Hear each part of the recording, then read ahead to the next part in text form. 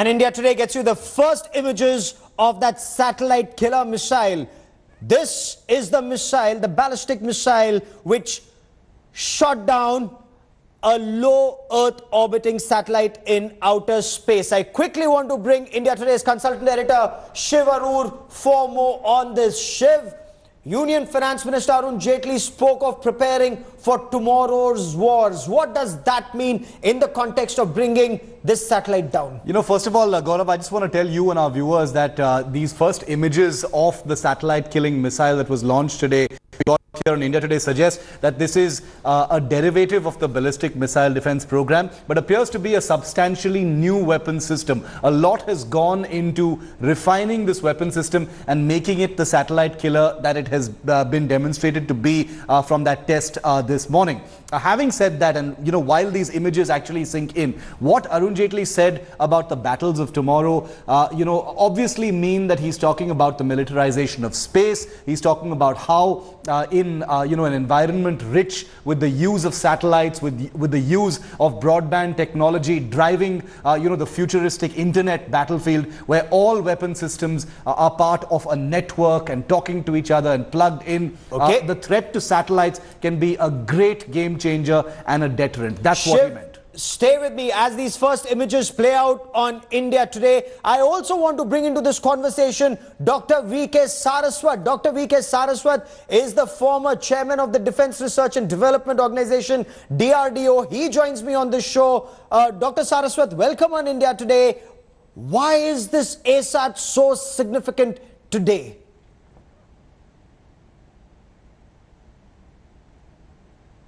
It is extremely significant technologically as well as strategically, because India has now acquired a deterrence against space warfare, and technologically we are able to now do the interception of a satellite in a low Earth orbit with a very high precision. So it's a technological goal as well as a strategical goal.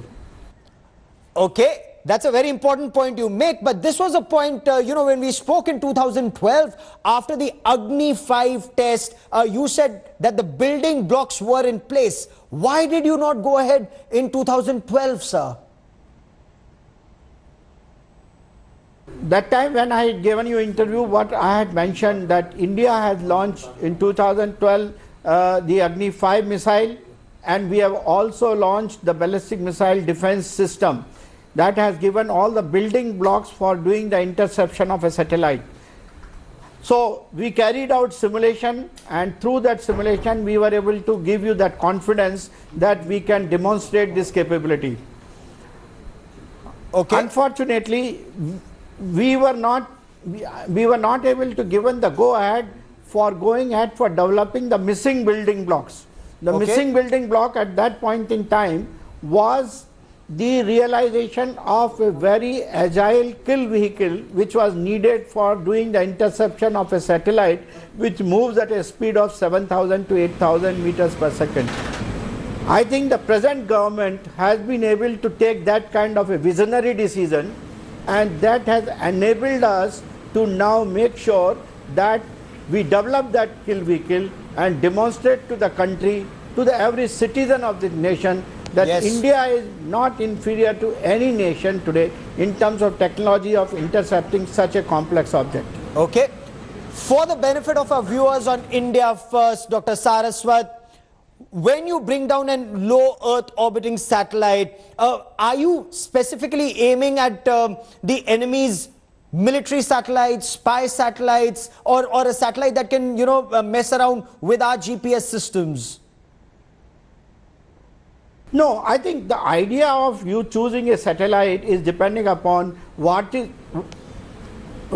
the satellite available who has lived its life. Okay. It is not that it is enemy's specific satellite or anything. As you know, India has always believed in use of space only for the peaceful purpose. Yes. So we are developing this only as a deterrence in case tomorrow we are put against wall by our adversaries and our space objects are actually affected by their inadvertent action. Nothing else. Okay. Our purpose is not to worry about what they are doing in their own orbit. Okay, fair enough. But China brought down a satellite, which was almost at 700 kilometers altitude. Do we have the same capabilities? What message are we sending out to neighbors like China and Pakistan in terms of deterrence, especially with respect to signaling post the nuclear tests? Gaurav, I don't think this is any country-specific demonstration. It is basically a demonstration. Like when we did the nuclear explosion, we said it is also not country-specific, it is basically a deterrence. Same thing we are talking today also, that it is a deterrence. It is not for going after the satellites of other countries. We will use it only when our space objects are put to any difficulty by the adversary. We will make use of it only in those conditions, whether our GPS system is being affected, or our communication system is being affected, or our navigation system is being affected. Only under such conditions we will be in a position to make use of this. But having this itself makes the other countries to think twice before they mess up with our space objects. Very, very interesting that we have this capability and the other country will think twice before they try any misadventure. So land, sea, water, air, and now have we conquered the final frontier? Absolutely. Absolutely. I consider it equally significant because today the warfare is land, air, and underwater. Yes. And today what has happened is the space has become the fourth dimension. Yes. So we have now developed the capability to take care of that segment also. You know, we have capability today to launch nuclear missiles from the nuclear powered submarines. We have capability to launch Agnis with nuclear missiles. We have aircrafts which can deliver a nuclear bomb. So having got all this capability, what was missing was the capability for us to take any object in the space, and that is what we have developed today. That means we have covered all the four dimensions. That's why the Prime Minister called it as a historic moment, because this completes our complete arsenal. Okay. Dr. Saraswat, for the moment, many thanks for joining me here on India First, and once again, many congratulations, sir. Let me also bring in Yogesh Joshi, an astronomer who joins us on the broadcast. My colleague Shivarur stays with me on this big story. Mr. Joshi, how do you look at this development, especially at a time when the government says no debris in space? Within 3 weeks, the debris will be cleared. What signal is India sending out to the world?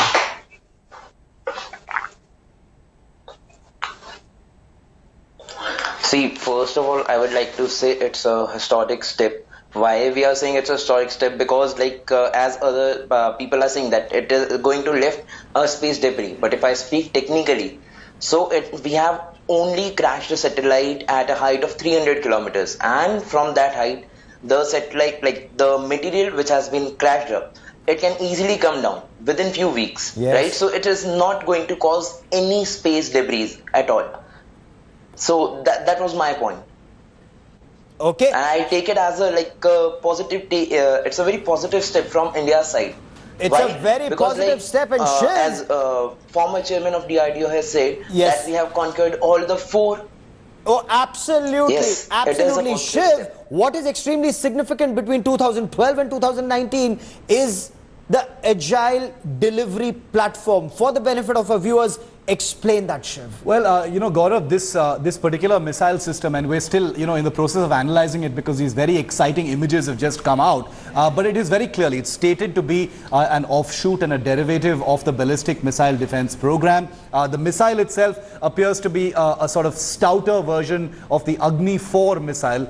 So there are characteristics of both the Agni ballistic missiles as well as the interceptors developed as part of the ballistic missile defense program. I think it's very important to note here, Gaurav, that while this is an anti-satellite weapon that has been demonstrated, it is also a very emphatic demonstration of how far India's ballistic missile defense program has come. Like we've been telling our viewers earlier, this is a precision hit missile system where you've got a missile screaming out to the exo-atmosphere to hit a satellite which is already in motion. The Earth's rotation has to be taken into account. So you've got the demonstration of a capability that also emphasizes how accurate India's guidance systems, rocket motors are, and the capability of putting and integrating those systems to make such an accurate weapon is concerned, and therefore is also a highlight of India's anti-missile system and anti-ballistic missile system is concerned, Gaurav. And I think that's where the real power projection actually is. And the fact that if there is an incoming